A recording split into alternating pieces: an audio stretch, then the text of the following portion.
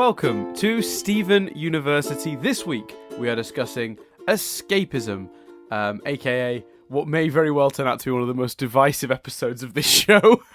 Let's straight into it. I mean, my first question before you do the recap, Chris, very quickly. What were the what was the circumstances under which you watched this episode? I'm so curious because it aired for those listening. This aired for us like sort of in the UK time, like just after midnight last night, like 12:30. Now Chris had work today. I didn't, so I stayed up and I watched it live, and then I got to watch it again today.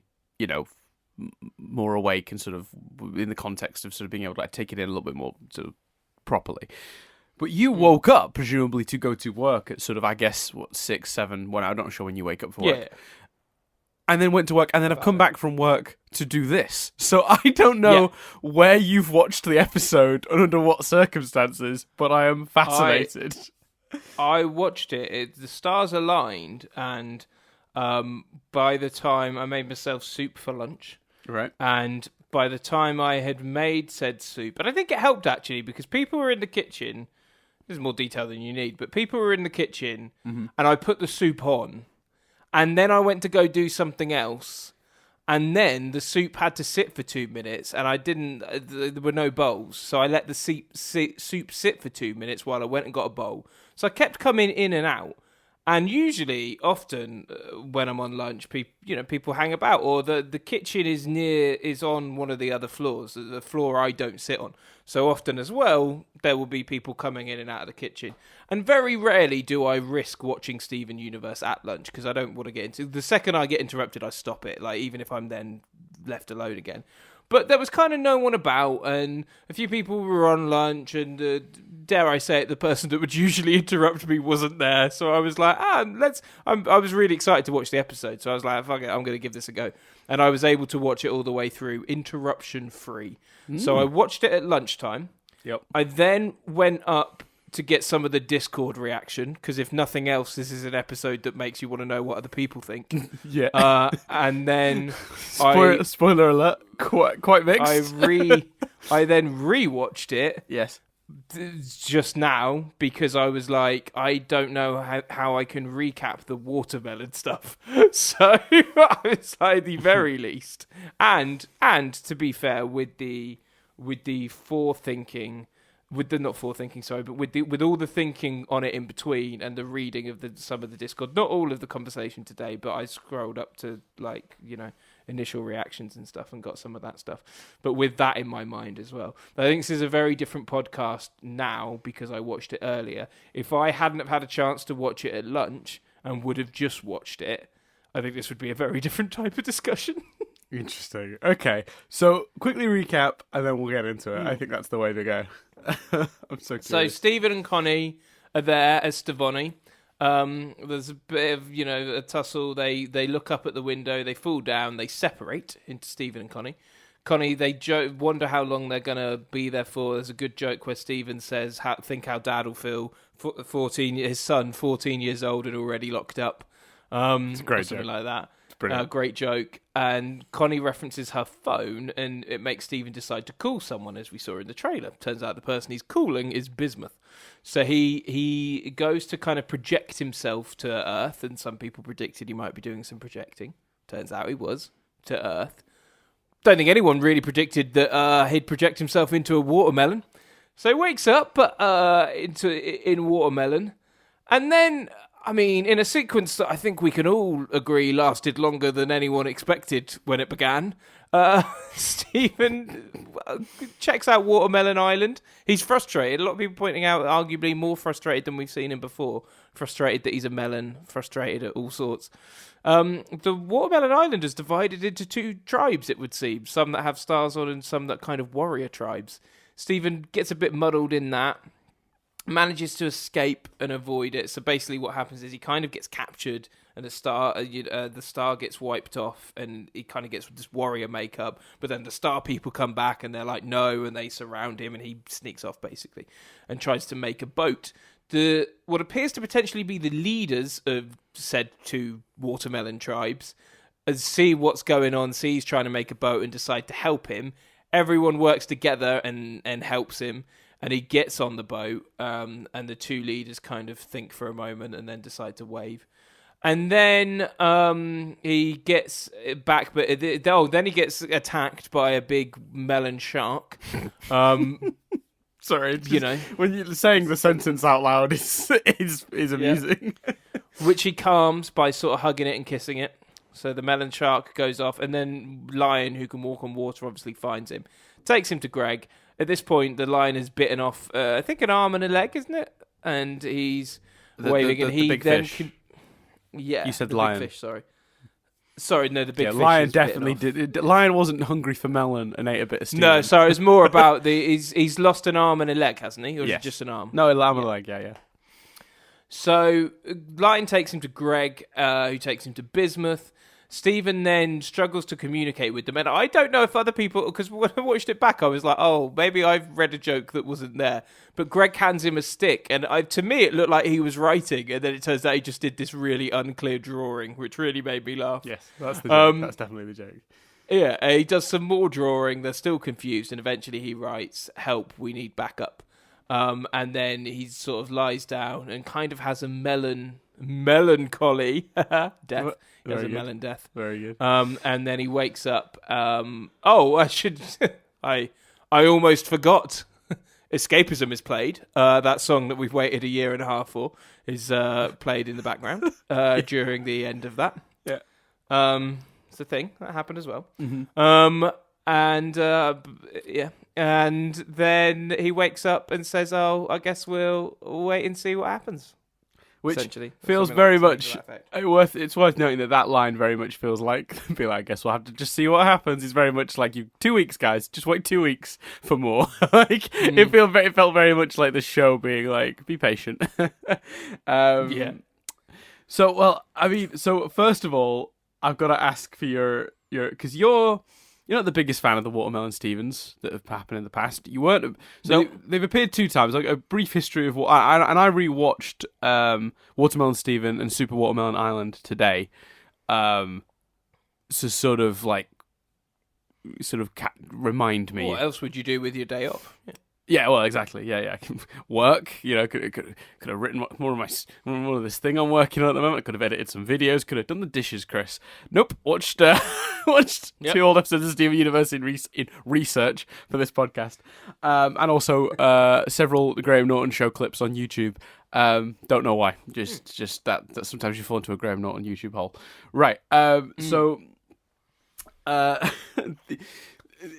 You were not a fan of them either, but to very briefly recap people, initially, Stephen created the watermelons and a baby melon, and they started getting violent because Rose had originally created plant life to help fight for Earth. It was like the Earth defending itself almost by doing that. She'd brought life, she made sentient life on Earth through plants to help defend it. And they were a bit aggressive, so the Crystal Gems was trying to fight them, and then in the end, baby melon sacrifices himself to teach them all a lesson that war is bad, and they all go off into the sunset feeling bad. Then Super Watermelon Island happens. Stephen falls asleep and transfers into one of them, very much like he did in this episode, and he realizes they've created this weird cult around Baby Melon, and they have this big statue of the baldy Baby Melon, and they're all peaceful and what have you. But Malachite is attacking Mask Island, so Stephen convinces them to go war, and they all get spears and put paint under their eyes. And at one point, Stephen literally holds his hand up like a thing. And in this episode, when Stephen goes back, the second tribe, the more aggressive tribe with the spears and the eye paint, are seemingly the remains of those who fought Malachite, and they now have a statue to the Stephen Watermelon that encouraged them to do that, which I thought was a really neat callback. But you were not fond of them in either incarnation. You thought it was a dumb, frivolous thing to happen in the very first place. And while you liked the Malachite element of the Super Watermelon Island episode, you were not thrilled to see them back. You find them mildly creepy, if memory serves. So coming into this episode, Escapism, with all of the hype that's gone into it, all of the, man, he's going to talk to White, or shit's going down is the general consensus of this episode. And it's a little jaunt off to Watermelon Island for pretty much the bulk of the runtime. Yeah. How did you feel watching that? First of all, how did you feel initially seeing watermelons? Because I can't imagine you were expecting that, because I certainly fucking wasn't. And then how did you feel as you started to realise this was what the episode was going to be? Well, it turned me into a parent, really, because at first I wasn't mad. I was just disappointed. Just because it was just like, really? Like, really? Like... When we talked last week about, it was last week, about how escapism could work, and you gave the theory that they started as Stivoni and then separated.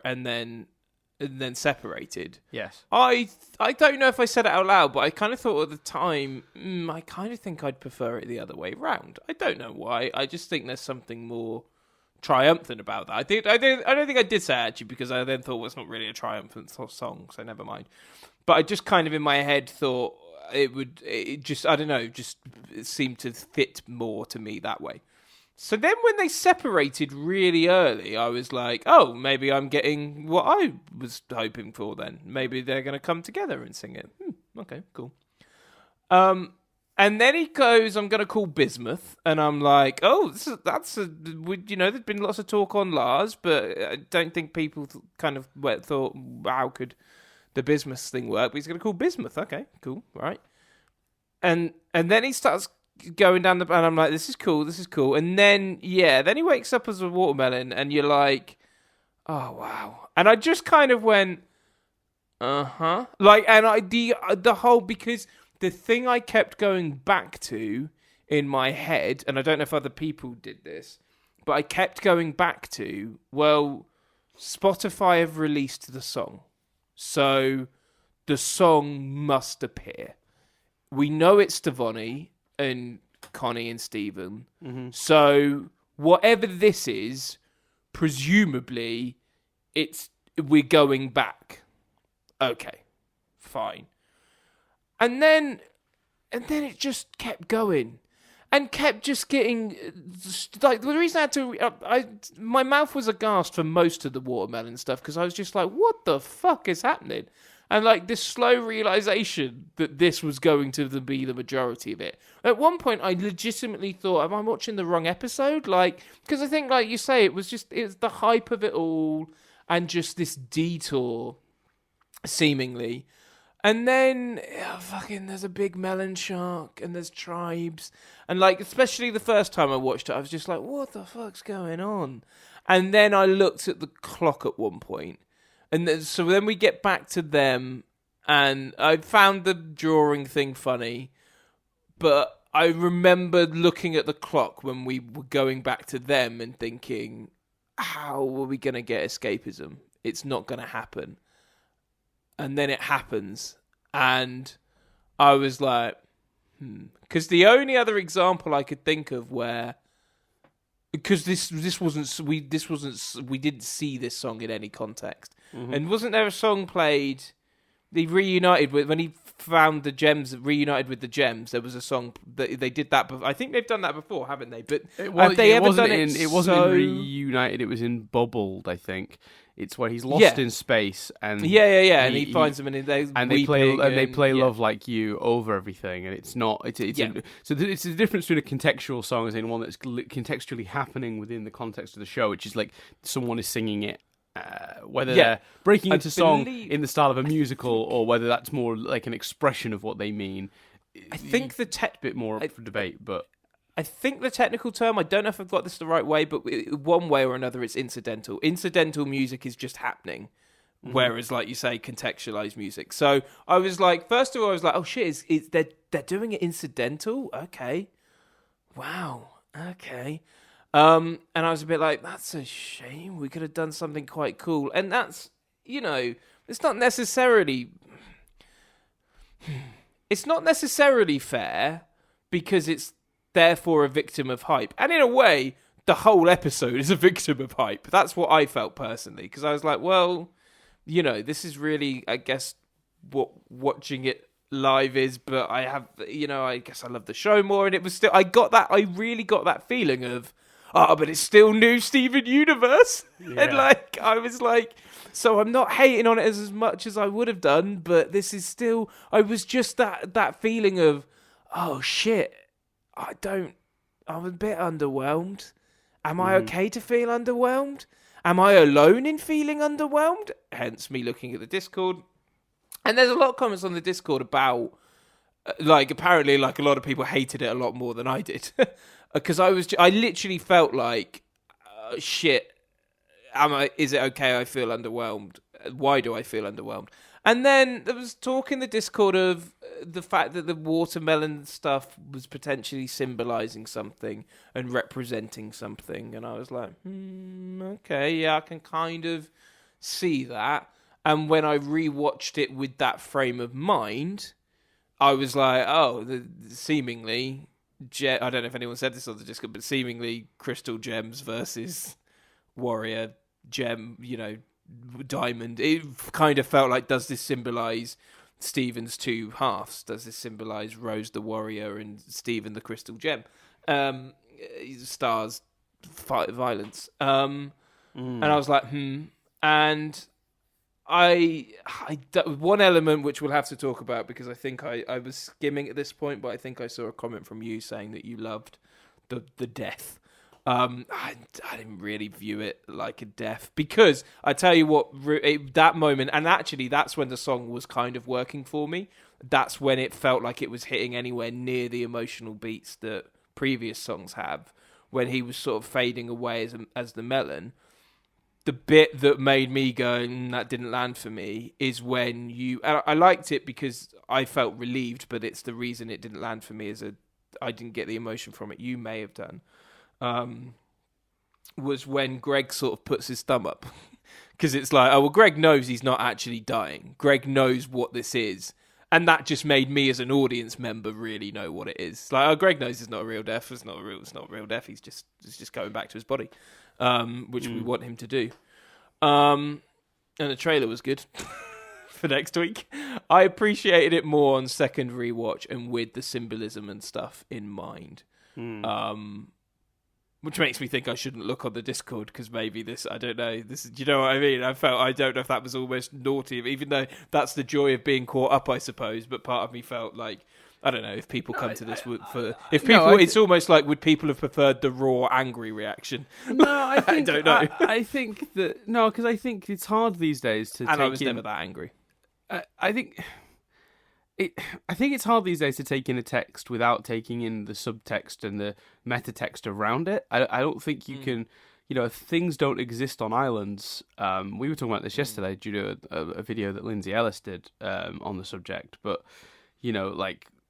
authorial intent is, if you've just got the text, can be assumed, and you can debate, and you can. But these days we live in a world where the authors are very much, imparting their thoughts on the text, and that's becoming canon for a lot of people because it's the author, and in a world where film criticism, television criticism, and just generally narrative criticism, for any sort of storytelling medium, exists. Nothing is watched in a bubble, and I think your honest reaction has to include what you picked up outside, and your reaction is filled with that either way, because whether it's the initial angry reaction, which is still based...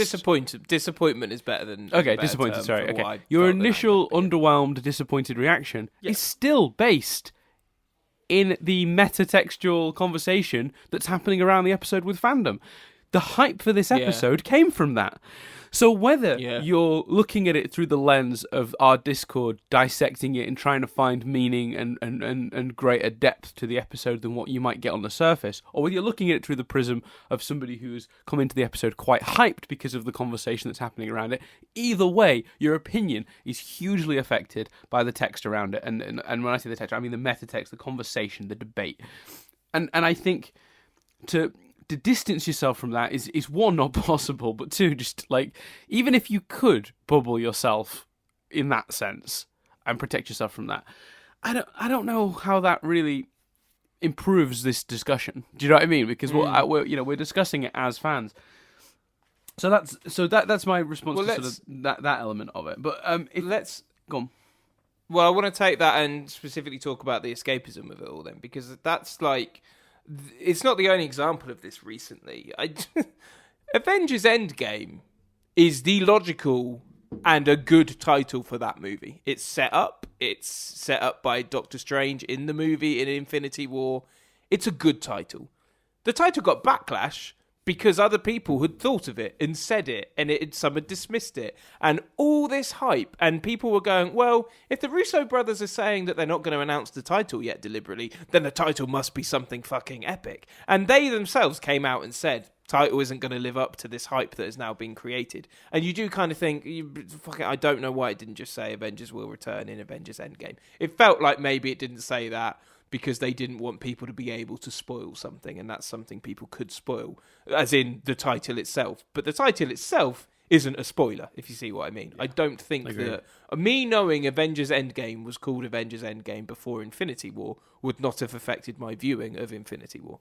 And as far as I'm aware, it's not even a comic book reference, so it couldn't have even spoiled that in that sense. No, I might be completely wrong. No, there's no specific. I don't believe there's a specific arc in a comic called Endgame. I think that is specific to the MCU version of this tale. And it feels like if Rebecca Sugar had released that song and people had gone, sweet, sounds like a good song, and hearing it in this content would have been, that's that song that Rebecca Sugar released. Cool, yeah, it's a good song. Good, nicely used on this this scene we're seeing.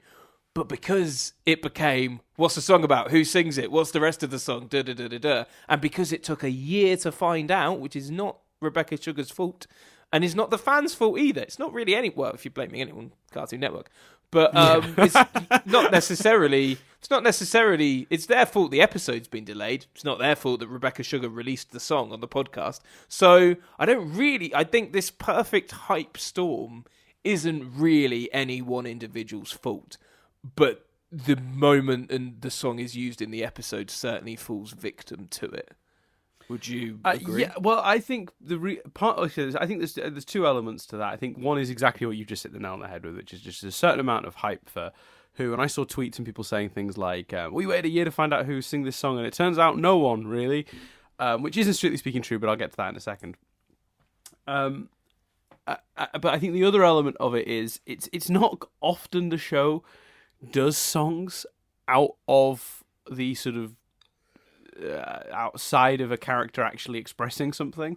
These incidental songs are rare for the show. In fact, this is the second occasion, as far as I know, and I'm sure someone will correct me on that at some point. I'm sure it's happened before, but usually it's coming directly from a character and expressing something very specific for a character. And what Rebecca Sugar's got very good at doing is using a song to really emote something very complex in a very straightforward and powerful way using a song. She's very good at that. So when you hear Escapism and it has all this, the lyrics are so perfect and it has all this meaning, but you just feel like you're not quite getting the context of it. The excitement you apply to it isn't just about hype and who sings it. It's also about you're making an assumption immediately, because the show doesn't do these incidental numbers very often. You're making an immediate assumption that that's what it's going to be. So you fill in all this other stuff, and then it's not that. It's something incidental. And I think there's an element of I can see why there's an element of disappointment there, but I think there's two trains of thought here, and one of them I think is people just trying to make sense of it. There is a theory that the song was originally designed and written to come from Stevonnie, and they had to cut it for time, and then stuck it at the end. Theoretically, that is feasible. That makes sense. The episode could have, in a reunited style, opened with Escapism. But it would have been a minute longer, maybe 2 minutes longer. Maybe they didn't want to do that. Maybe it top and tailed the episode, like escapism and escapism like reprise, like that would have been quite nice. It isn't. I find it very interesting that the actress who voices Stevonnie sings the song primarily. I don't think that certainly lends credence to this notion that that it was originally intended to be coming from the mouth of the character.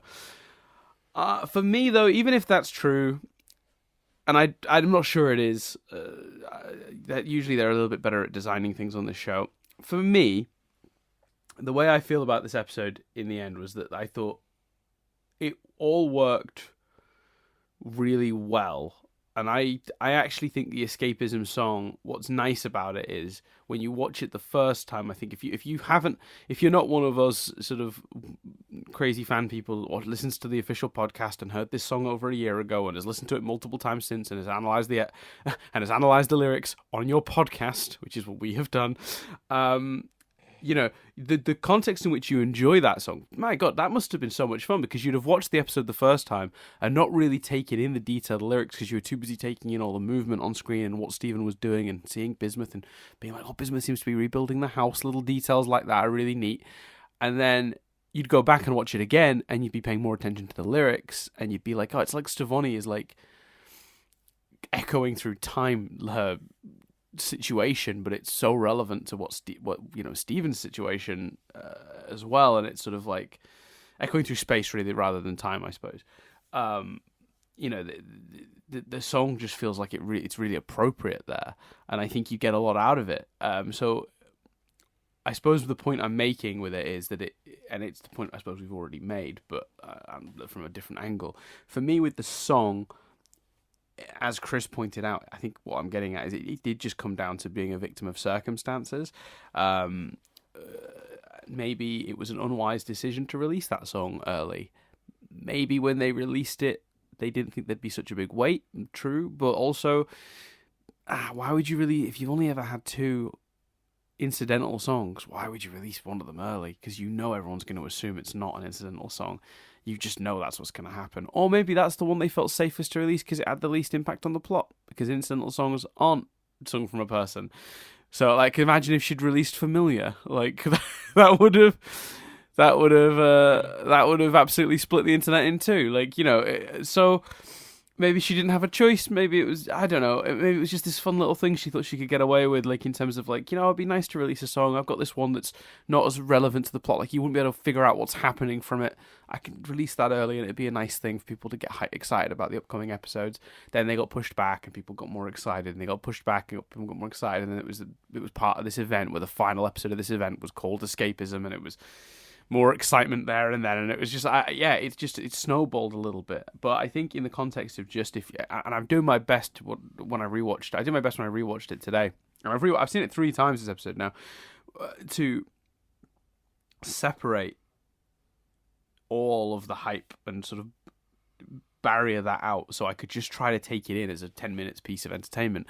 And I do think it works. I do think it works really well. I said it last week, Chris. Just give me Lars, give me Ronaldo, give me Onion just running up and down the beach. I needed a break. I said it last week. I really did. Yeah. The story needed a moment to breathe. And anyone who's calling this filler for a starter is wrong, because I mean it's literally the reason Ronaldo, because I just mentioned Ronaldo. It's literally the reason Bismuth is now aware that Stephen needs help. Legitimately. So it's definitely not filler. It puts a very specific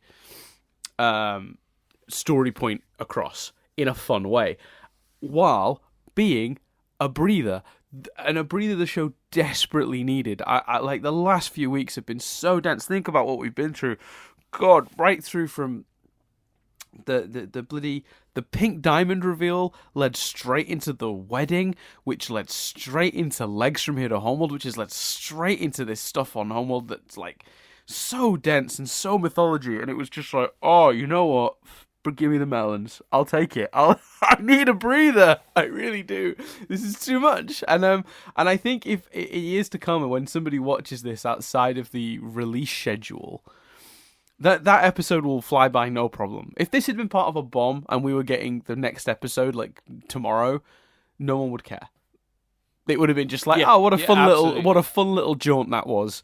All the bombs did it. You look back through the bombs. We commented on it multiple times. Each bomb had, with the exception of maybe one or two of them, most of the bombs had a breather episode baked into the middle where they just sort of tangented for a minute just to give it a bit of space.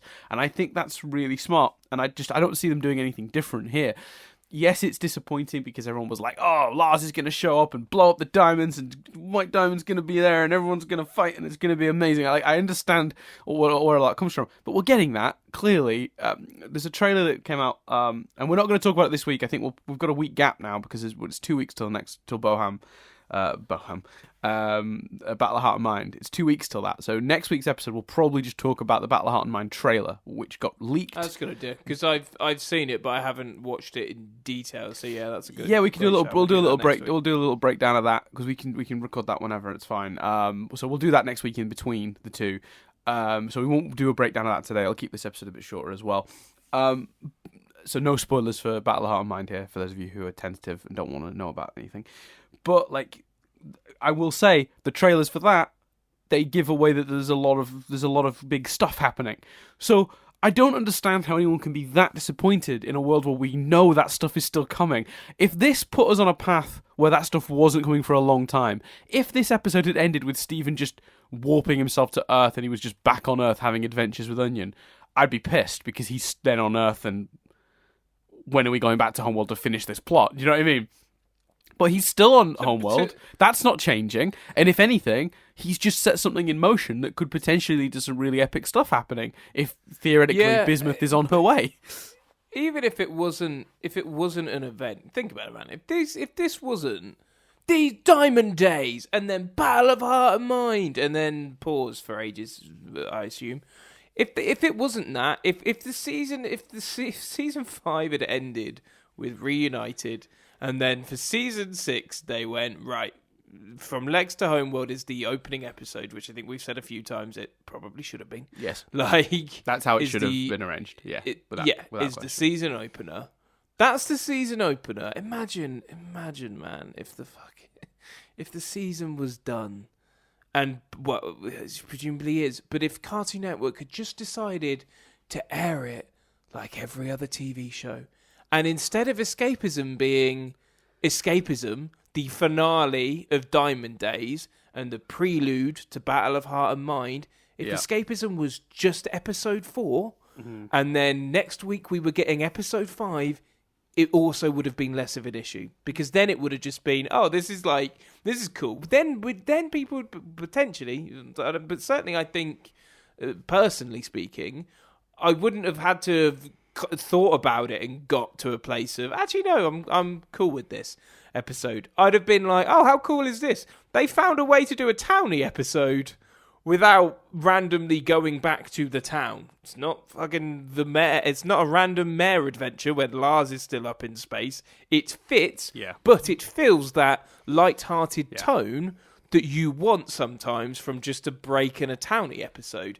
It would be less of an issue if this was just week 4 instead of, like I say, the finale of Diamond Days and the prelude to Battle of Heart and Mind. I completely agree. And I think you hit on something really interesting there because I think a lot of people are going to have issue with this episode the same way they had issue with Dewey Wins.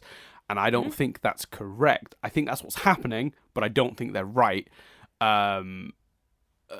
Because I think the issue is, we need to be carrying on with the plot we're in the middle of. But I think this has handled that a lot better, as I said, than Dewey Wins. Because in Dewey Wins, Stephen was very specifically making a choice to avoid his responsibility and the things that were happening around him. Whereas here, he is actively seeking out progress and a solution to the situation at hand. It does sidetrack him to get there, and in this episode, he's very frustrated multiple times. Yeah, because even he doesn't want to be on this. He doesn't want to be on this adventure any more than you do. That's the point I was going to make. Yeah. He's more pissed off than the viewers. Yeah. So it isn't a sidestep. It isn't avoiding the plot. No. It is absolutely moving the plot forward. It's just moving the plot forward with a tone and an episode that is more jovial than the last few episodes. Yeah. It's not at all Dewey. In Dewey Wins, I literally went, in Dewey Wins, I was like, I don't understand Stephen's decision here. I don't understand why Stephen isn't going, look at Lars is in space, man. I need to tell his parents. I need to speak to Sadie. I need to do this. I need to do this. Yeah. It didn't make sense in both a plot way and a story way. Every element of this, whether you like the watermelons or think the watermelons are a bit zany, every element of this makes sense from a story point of view. 100%. And like you say, motors it along to the point where we've got Bismuth potentially coming back. Now, I struggle in a way. I don't know whether I want Bismuth to appear. And then the struggle with this is that I want the big moments. And essentially I'm like, just give me that last scene from Reunited again. And I don't know if I want Bismuth appearing. I don't want Bismuth appearing with the gems and then they get poofed and Peridot and Lapis fight. Because if you're going to bring them as gems to Homeworld, whoever, and I can't remember who it was, whoever in the Discord said, well, if you're going to do that, Lapis poofing and then thinking she's been captured again or just being like, oh shit, is more interesting than a big grand fight scene. But equally, do I want Bismuth turning up on his own? And do I want him turning up with them already poofed? I don't know. Yeah, her for just that's it with Bismuth. Sorry, her. Yeah. But I think it's an interesting point. Well, I think there's a few ways it could play out, and this is pure speculation for people who are tentative because of trailers and stuff. I am not basing this on anything we have seen. Pure speculation here. There's a few ways that they get to Homeworld, and which of those they go with, I think, could debatably affect who comes and doesn't. So, one way is fix the galaxy warp. They very deliberately broke the galaxy warp so that Homeworld couldn't just appear on Earth in an earlier episode. Bismuth, I feel, is capable of repairing it in a desperate move, and then that's instant access to Homeworld. And if you repair that, then you've got a situation where like everyone's in their own places, but they could get to each other very quickly, and we can keep having stories on Homeworld and Earth, and they're sort of we've re-established a link between the two. I think that's potentially a way they could go. Another way it could go is Lars finally gets to Earth, only to find Bismuth and Greg going, we're going back. We've got to go back immediately. Steven's in trouble. And Lars being like, fucking, let's do it. Whereas if they do that, I think they would do it off screen. Bismuth would reappear in Battle of Heart and Mind with Lars in tow and be like, yeah, Lars got to Earth and we hitched a ride back. But the idea would be that Lars went home and found Bismuth being like, timing's great. We need to get the hell out of here. I tell you what, man, if they do that, I'd then be all right with them poofing them off screen and appearing, because I tell you, fuck it, if they do that, now, Reunited was the Avengers assembling, right? Mm-hmm. If they do that, and it's Lars, Bismuth, Peridot, Lapis, the off colors, even fuck it, maybe Greg, the off colors, that's the MCU assembling. That's the equivalent. That's throwing in the Guardians. Throwing in Daredevil. No, the fucking extended. That's the equivalent of Daredevil, Jessica Jones, Iron Fist, all of those fuckers assembling. And it's like, because, especially with what's going on now, I really was holding out hopes for everyone being in Endgame, and I'm not sure that's happening. But you fucking off colors appearing, and you just basically doing the Reunited scene again, but with everyone. Oh yeah. I mean, and somebody even suggested there's an army of corrupted gems sitting in the burning room. Load them onto the ship, unbubble them on Homeworld, let them wreck shit there. Oh, mate. Woo! I know. There's a lot of really epic with the movie. There's a lot of serious potential there with that, even that idea. I think the third potential option is Bismuth and Greg alone, because they wouldn't be able to. I don't think they'd be able to bring too many with them doing it this way. Would go through Lion and end up with Lars and turn him around and point him back at Homeworld. Similar to the other idea, only I think you limited a bit. If the ship gets to Earth, you're loading everyone in. Whereas if you're going through Lion, it's a couple people. Do you know what I mean? It's like probably Greg and Bismuth. I think the galaxy warp thing has the most potential, especially because of what that could mean. If they end Battle of Heart and Mind on some sort of steady ground, having a connection between the two that you just flip back and forth between it does put you in a situation where you can do stories where we explore homeworld and homeworld stuff, and stories where we can do towny stuff, and they're just side by side, with no reason to need to jump. That the galaxy warp thing is my personal, because as much as I want the Lars moment, I think the future of the show long term is better with the galaxy warp prepared than it is with the honest. It would be selfish and short sighted of me to go for the Lars glory moment now, when we could have a long term better show. I think you can have the Lars moment anyway. It can be the galaxy warp, and then you have Lars, and he's like, I overheard on the space speakers that Pink Diamond was back. That's you, isn't it? Yeah, they can do that. Yeah. What do you? Any other overall thoughts? But also, do you? The melon death. Did it? Am I right? Did it hit you? And what do you think about me being less enamored with it thanks to the thumbs up? Yeah, I think I think you're right. My actual only criticism of this episode was the thumbs up. I think that moment would have had a lot more panic if Greg would have looked very, very concerned at that moment. I think they drew the wrong reaction. To be honest with you, I know he's trying to reassure Steve. I know what they were going for. They were going for Greg being underneath, dying inside, but on the surface trying to be reassuring for his son, who's clearly in a bad way. I get that. I know that. I understood what they were trying to achieve, but I think the impact of the episode is definitely dampened by Greg's thumbs up, and I'm sure I'll get some shit for that, because I think a lot of people liked that element of it. For me, I thought it was really powerful. It's not that so much that the melon was dying. It was like there was just something really cathartic about the journey.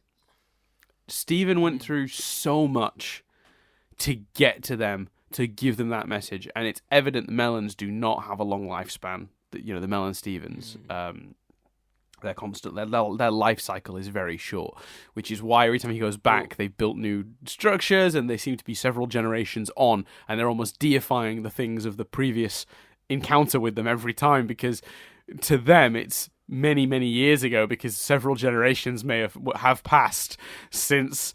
So that in that case, I think you described the warriors earlier as people that were left from that battle. Then it's you mean Malachite. More people, descendants of sorry, yes, sorry, the descendants of those who fought Malachite.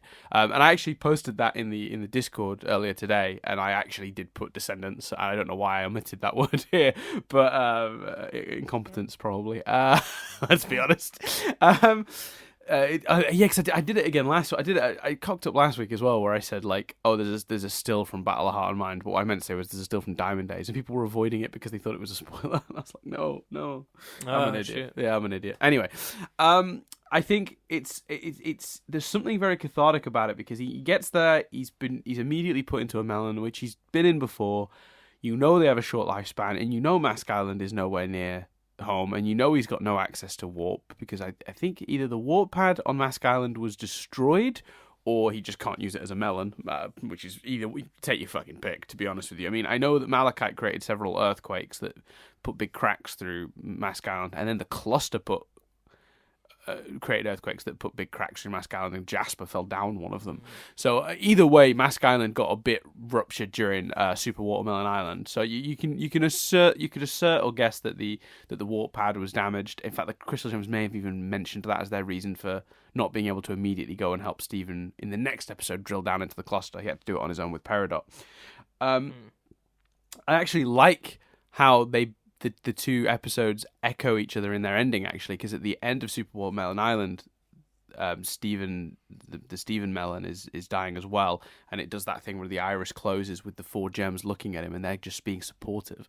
They're saying to Stephen, you can do this, you've got to go back, you've got to help Peridot, you've got to drill down now, because the cluster's emerging, we believe in you. And then he goes down, and so I liked the mirroring of that here a lot. But the journey that he goes on in this, he's so frustrated. He knows he's got a short lifespan in a melon. He's nowhere near Beach City. he's got no communication skills. Of all the things he could have bloody transferred into, a bloody watermelon that can't speak. Like, could his situation be any dire?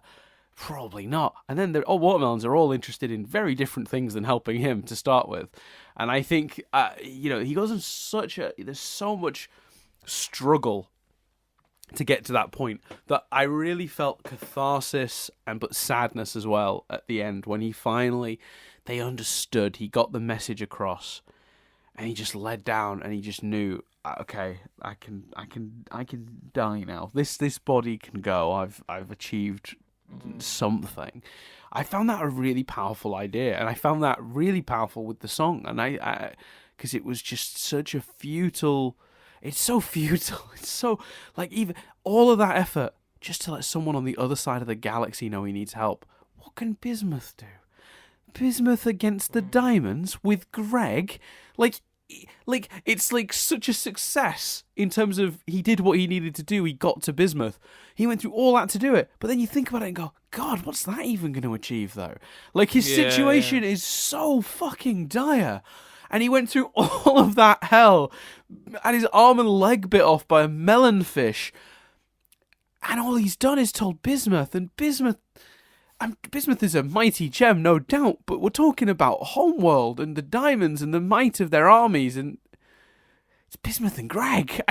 Like, what? Yeah. It's cathartic and it's sad, but it's also futile as fuck, and it all hits you in that moment, with the exception of the thumbs up from Greg, which I understand is reassuring.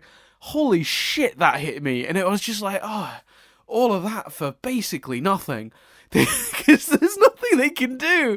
They're gonna land on Homeworld, and Yellow's just gonna poof them too. Like, it's so pointless. Presumably, though, she would kill Greg. Like. Yeah, I mean, I'll throw him in the human zoo again. Whatever, it doesn't even matter. Like, it's they kept Connie alive for some reason, so I guess they wouldn't. And it's so I think that was really. I thought it was very powerful, and I thought it worked really well, and I thought there was a lot of ideas that sort of come together that make that work for me. I get though that because one of my criticisms is Greg's reaction. So if somebody tells me that undercut it for me, I'm like, yeah, I agree. That was a mistake. That move was a mistake. I think all that catharsis and all that sort of sadness I just described and all that futility would have hit way harder if Greg had looked genuinely concerned, which is in my opinion the correct reaction to what's just happened, because how desperate must they think Steven's situation is if he's come back and in that method just to be like, send back up, I need help, so yeah, that's kind of how I saw all of that. I don't know if that's I don't know if that's softened. Very nice way of looking at it. I don't know if that's softened your opinion on it at all, or if you still pretty much feel like it was ineffective. Because I would not disagree with someone who still felt it wasn't as effective as it could have been, because I think that's really valid because of the Greg thing. No, I think that's absolutely fair. I think that's a really nice interpretation of it, and I think that's why. And there's nothing more to really say on it that we haven't already said, but that's why it's such a shame that it's had such a negative reaction because of due to hype and circumstances. Yeah, really beyond the episode's control. Yeah. And it's been viewed, like I heard it described as potentially the most hated episode of the show. If fucking anyone saying they hated this more than Say Uncle is mad to me. I think in terms of just initial reaction, it was a very visceral, immediate reaction, particularly on the Reddit. Our Discord was pretty engaged, and like I think there was just a lot of thoughtful debate. There was clearly a lot of disappointment, but it wasn't anger and it wasn't hatred. It was just like, this is sort of stuff we're saying. It's a victim of circumstance.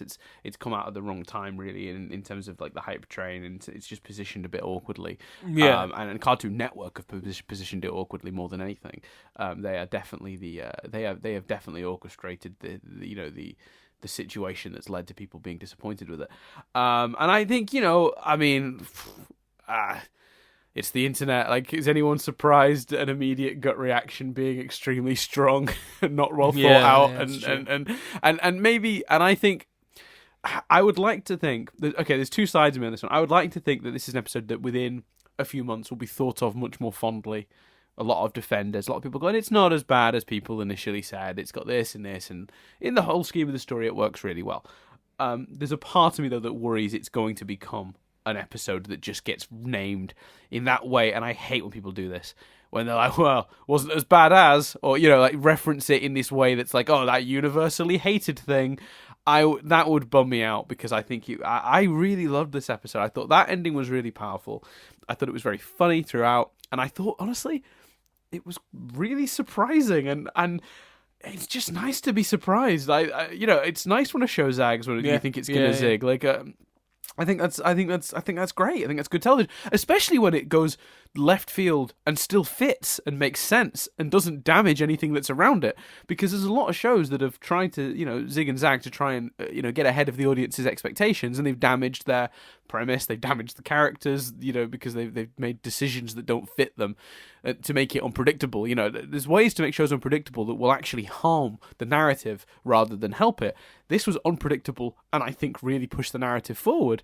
So, yeah, I can't really, with the exception of that one little Greg comment, there's not much I can criticize about this episode. I think it's really well placed, and also amazing that they kept the mythology of the watermelon world. I love that there's a new statue in place that is Stephen in the pose he did in the previous watermelon visit. So it's like every time he interacts with them, a new tribe seems to split off honouring what he did. I wouldn't be surprised if the next time we went back, they had a statue of Stephen with a leaf round his head, building a boat. Building a boat. Well, on that's just before we go, that's an area we've not got your opinion on. Mm-hmm. Do you think the watermelon stuff is foreshadowing or symbolising stuff? Is Stephen going to lose a hand? What do you think? I think yes and no, in a very broad sense. I don't think there's any direct parallels we're going to be able to draw to the future here.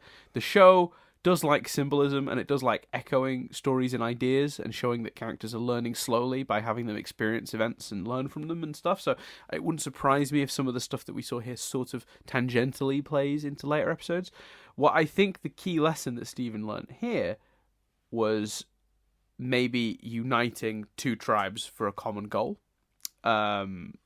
Because it's worth noting, actually, and your description, I think there was some mild confusion as to the leaders' involvement. The leaders aren't the two that initially come and help Stephen build the boat.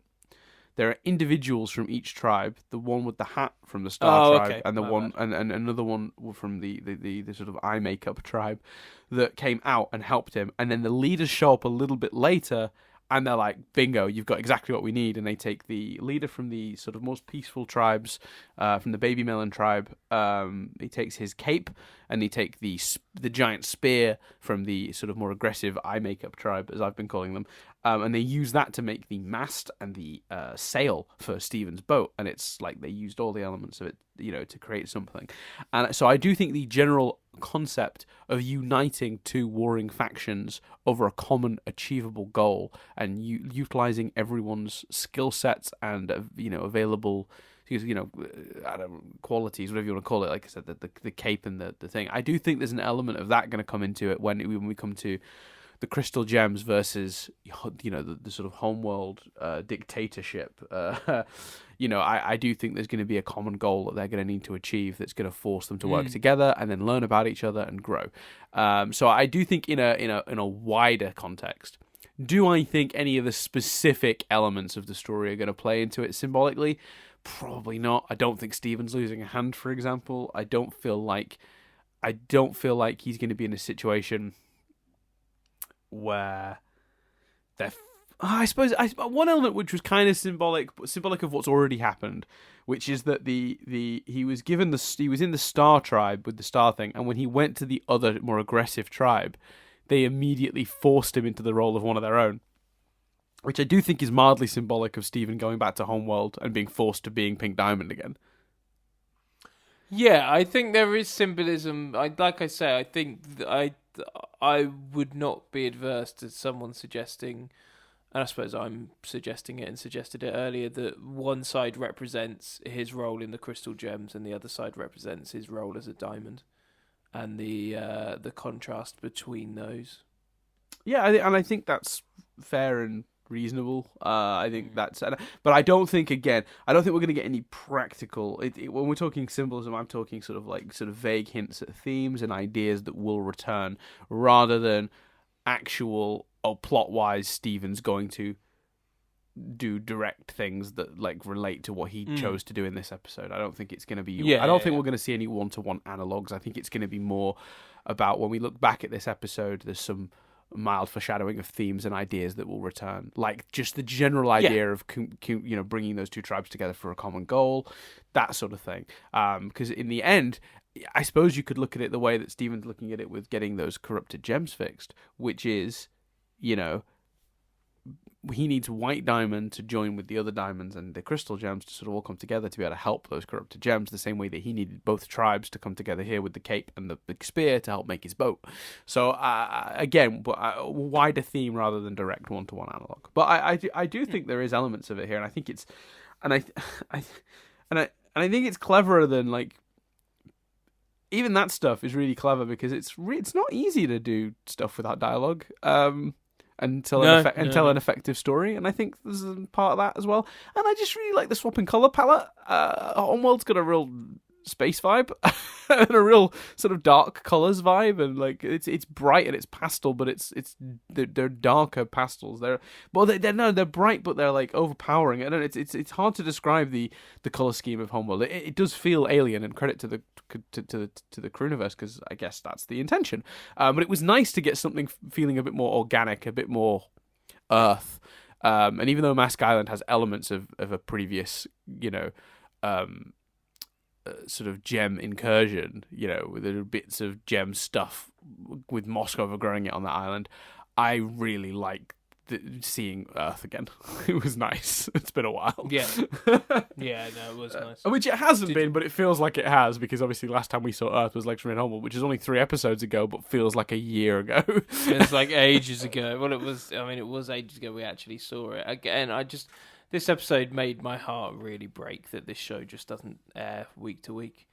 Yeah, I think so. I'm convinced it's the wrong move, and I think people keep going, oh well, it works. You get these big spikes of interest, but I think when you look at the averages of interest, like I think you look at something like Adventure Time, which had a more consistent schedule, not so much towards the end, but because Adventure Time caught the tail end of Cartoon Network's weird obsession with event TV.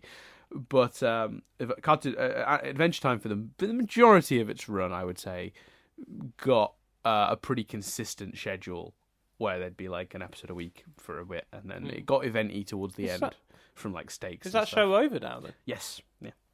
All right, cool. Any triv or any other notes for this? Yeah, I mean, one thing I want to point out is that one of Adventure Time's, I believe by the end, Adventure Time's showrunner, I think, Adam Muto, actually has been helping out on Steven Universe since Adventure Time ended. And he contributed to this episode, and at Comic-Con... Oh, cool. At Comic-Con last year, 2017... he was giving out an image of a watermelon Steven with a leaf round his head and a star on his chest, holding a bundle of sticks with a little dog at his side, and it's clearly a still from this episode. Not a still as such, but it's clearly a design piece from this episode, but of course he didn't, he didn't telegraph that or anything, but he was handing that out, I think. I get the impression he was handing it out signed at Comic-Con. I'm not really 100% sure where it came from, but there's a digital version of it online. It's been online for literally a year or maybe more, and it is very evidently just him just having a good old laugh at everyone's expense. Excuse me. That's awesome. By putting an image out that just seems so ridiculous without context. I said that to someone. Imagine if the trailer for Diamond Days had a shot of the watermelons. We'd have been like, wait, what? Oh man. I mean, I'm glad it didn't, because it was, like you say, fun surprise. But yeah. Yeah, and I've actually sent you the image on Facebook, Chris. I don't know if you'll have a chance to through the messenger on Facebook. If you want to have a look at it, you don't have to have a look at it now, but it's there for you if you want to have a gander. In terms of triv, not so much. To give you the idea of the level of triv, Chris, I'll read you the first 3 things. Yeah. Just to give you a sense of what we're dealing with on the side of triv, and it's no one's fault. To be fair, we're recording earlier. I think this is what I'm getting to. Closest to an episode airing that we're recording. No, the last one was. We did it the next morning. Oh yeah, you're right. Hmm. Did we? It was like 9 hours after it aired we were recording. We did it at like 11 a.m. the next day. It was like 10 hours after. Oh, we did it New Year's Day, did we? Yeah. Yeah, you're right. Yeah, we did. Anyway, so this is a little bit longer, but so there's not been as much time to put some trivia together, so that's exactly why. But if there's no trivia yet, don't make up. Just don't try to fill it out with. I mean, this was the first episode to air in 2019. No one cares. That's not trivia. This episode shares its title with the song. Great. This episode continues the story from Together Alone. Good times. Good triv. Yep. And they did have, in the continuity stuff, though, they do have, obviously, Bismuth was clearly fixing the house. There's a big sheet over the half of the house that got smashed last time, and she was sawing some wood. So I'm assuming, just putting it back together. I can't decide if they're going to come back and it's going to be slightly different. Or if... Oh, that might be quite nice. Yeah. Or if it's going to be like, I've recreated it exactly as it was. So I don't know. I reckon slightly different. I reckon he'll have pimped it up. Mm. She'll have pimped it up. Fucking hell. I reckon she'll have pimped it up. And interestingly, and I noticed this one too, and it is here in the continuity section. This is very likely a reference to the joke from Bubble Buddies, where Stephen initially resorts to drawing an image that no one can make any sense of, and then resorts to writing the word. In Bubble Buddies, Connie was the one who was like, let me try, and wrote the word harpoon. In this one, Stephen draws the image, realizes. I guess you could argue, you could suggest he then remembers what Connie did last time, and then resorts to writing, which it's fine. Not a problem. Like, whatever it is, like it's just a nice little reference, I guess, to that. Do you think once Stephen had sunk, the melon would just be too wet to properly swim and stuff and float? Or I don't know, because I don't know. I just don't know the physiology of a watermelon, Stephen.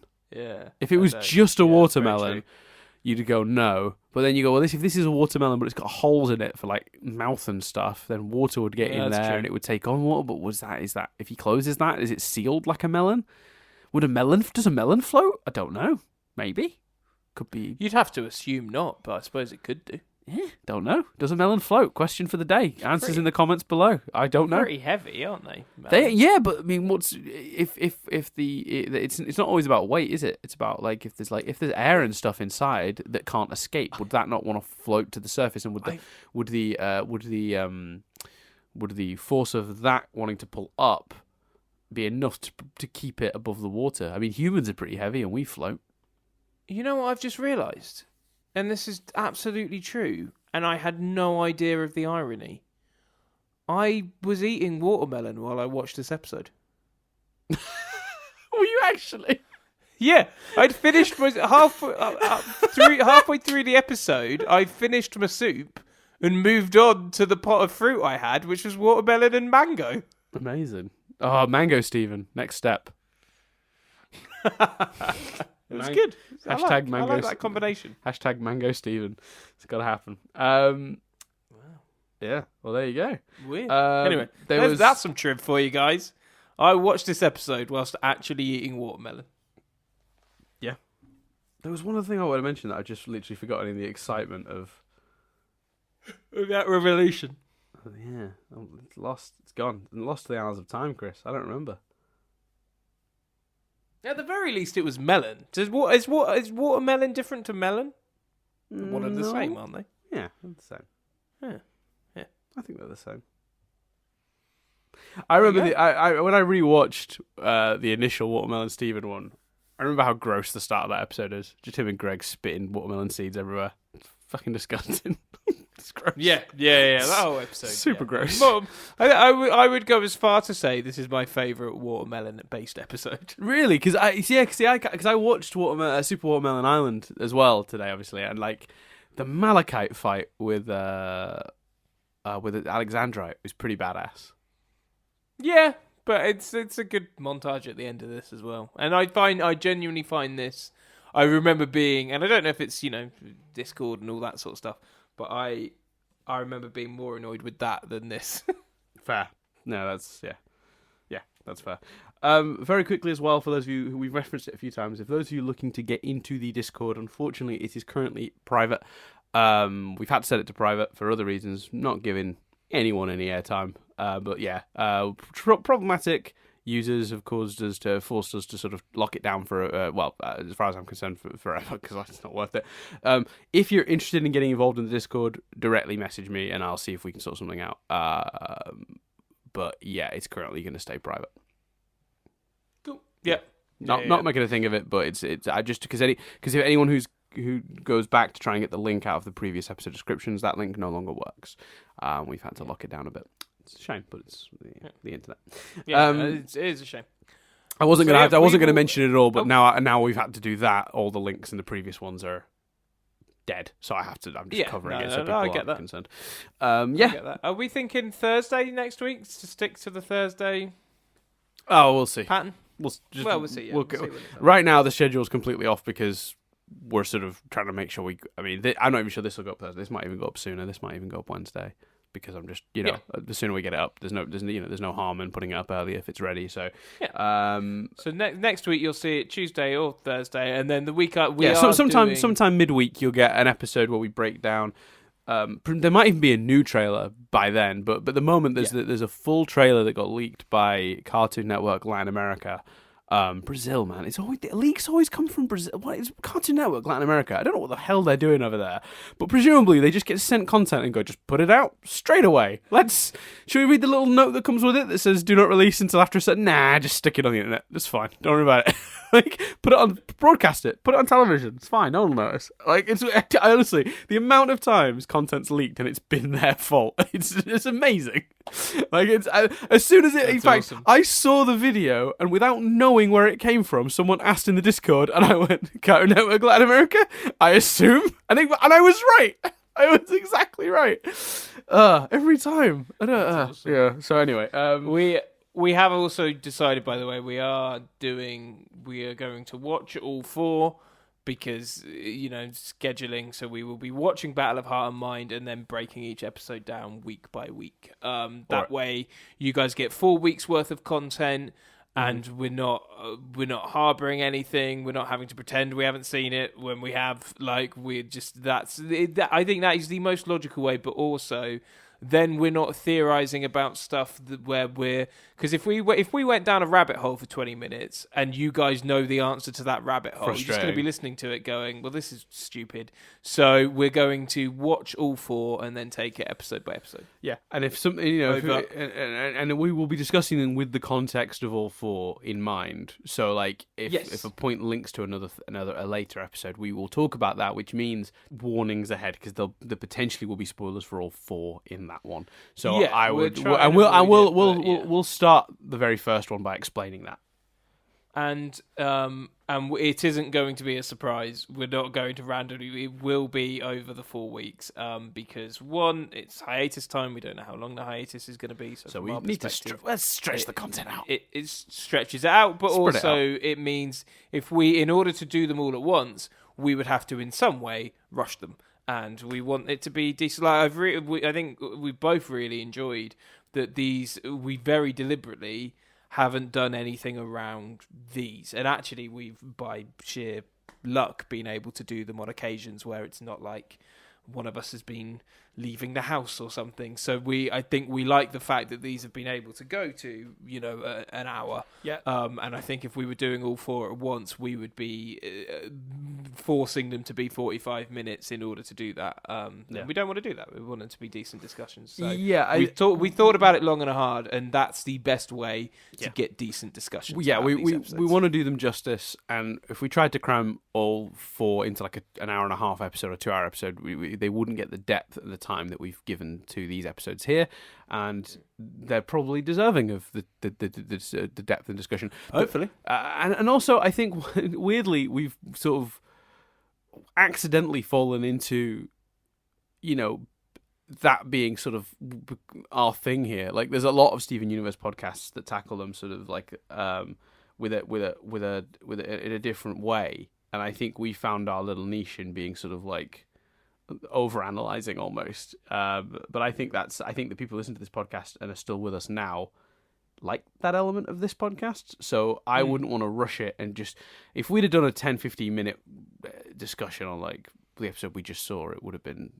we wouldn't have gone into any near some of the depths and levels of discussion that we got into here. So we like that we dig deep with these and try to really figure them out. And and I think we would lose some of that if we tried to cram 4 episodes into one discussion.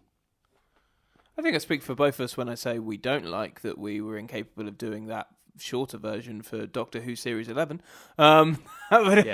Just from our sanity point of view, if we'd have been able to stick to 15-minute reviews of that, it would have been good. But anyway, we don't have to do that for another year. So at least. Yeah. So there you go. We will see you next time for some Battle of Heart and Mind trailer talk. So next week we'll have that, and the week after, of course, we will be doing the first episode of Battle of Heart and Mind. So thanks very much for listening, as always. You guys are the best. Like, subscribe, smash that subscribe button. That's what they say, isn't it? That's how they get the kids to subscribe. You say, smash that like button and smash that subscribe button. Yeah, whack it, hit it real hard, like break your laptop. I just want to see pictures of broken laptops with smoke and fire and. But you've subscribed, and because your laptop's broke, you can't undo it. Yeah! Comment below, but I feel like you're one of the few people I know still actively using a laptop and not like a tablet or a phone or whatever. Really? I might be wrong. Yeah, I might be wrong. You might be wrong. Let's see. Put it in the comments below. Who's using a laptop? Who's using a phone? I don't think I'll ever drop the laptop. No. No, I don't think you will. No, I need it for editing. To be fair, if I had a more... Yeah, I mean, if I didn't have... I'd be still laptop. Yeah, it's fair. I get it. Yeah, for writing and stuff as well. I could write on my phone. That's true. That's very true, actually. Or a tablet. Yeah. Oh. That's true. If I write or anything, it is a laptop, and I do upload this podcast through a laptop. So there you go. There you go. Anyway. Like, subscribe, reviews on iTunes, Google Play if you can. We're going to be on Spotify soon. I keep saying I'm going to sort it out and then keep forgetting to, but I promise I will. Someone maybe on the Discord nudge me. But yeah, Spotify's happening, but in the meantime, Google Play and iTunes. If you go leave us a review on there, that really helps too. And obviously, we do have a Patreon. And we are really hoping to do proper content for it this year, like regular content for it. It's going to be, we feel really like we've let the people on that down. January last year, we were like, content every month, and we really did not achieve that. Which we kind of like, Chris, even in that moment, was like, that's ambitious. He was right. It was ambitious. I think we're going to be, keeping Steven University now to 1 a week in any format will help with that. Well, last year we were still doing Steven University in 2 a week format, and that probably hurt a little bit. So we don't quite know for sure, but we get the feeling that people, when this batch of episodes air, the people listening actually, rather than us sort of finding hiatus content, quite fancy Over the Garden Wall and quite fancy Honey We Shrunk Steven Universe. So we might, after these episodes are done, we might just be doing that and just putting one of them up once a week. Yeah, I mean, you'll get that stuff. I mean, we're definitely, after Battle of Heart and Mind, we're definitely taking a break from Steven University for at least a week or two for a start. And then maybe we'll let that break extend a little bit and replace it temporarily with Over the Garden Wall, or over analysing the Garden Wall. We're not sure on that yet. That's still in debate. But I think when we've been doing this non-stop for a couple of years, it'd be nice to take a breather and recharge and come up with some new ideas for hiatus content and stuff, and get that, sort out that elusive interview with Rebecca Sugar that we definitely need to make happen. That's Rebecca attends Steven University. Yeah. Yes. That's what you'd have to call it, isn't it? Yeah, definitely. We didn't do that with Zach, though, did we? We were just like, Zach Carlson interview. We should have said Zach attends Steven University. Fun fact: my mum and dad listened to that interview. That blew my mind. My dad was like, God, Dan was kissing that guy's ass a bit, wasn't he? I was like, which guy? And he was like, the guy you interviewed. And I was like, why did you listen to the interview? And he was like, well, I subscribe. And I was like, yeah, you subscribe to help our numbers, and I appreciate that. But you don't listen to the podcast, do you? He was like, no, but I listened to that interview. I thought it was like a big thing. And I was like, well, yeah, it was, but out of context, must have seemed a bit confusing. And what did he say to that? He was just like, thought we'd give it a listen. And I was like, oh, okay. Would you listen to like a couple of minutes? Or he was like, no, listen to the whole thing with your mother. Like, okay, fair enough. Wow. I love that your dad thought I was kissing his ass. That's really funny. Yeah. He did not in a. He wasn't criticizing you, just in like a jokey. He'd have said that to your face, like. Oh yeah, no, of course, but that makes sense. Oh, that's funny. All right, well there you go. So like, subscribe, comment, review, whatever. We'll be back shortly with more stuff. So come back next week for an analysis of the Boham trailer. I'm going to start saying Boham out loud, not as an acronym on a computer. I'm going to say it. I'm calling it Boham. Boham. So there you go. That's everything for this week. Come back next week as we discuss the trailer for. Oh no, I got to do names. Sorry, I nearly cut that right out, Chris. No, I've been Dan Doolan. No worries. I've been Chris Billingham, and we'll speak to you next week as we discuss the trailer for Boham.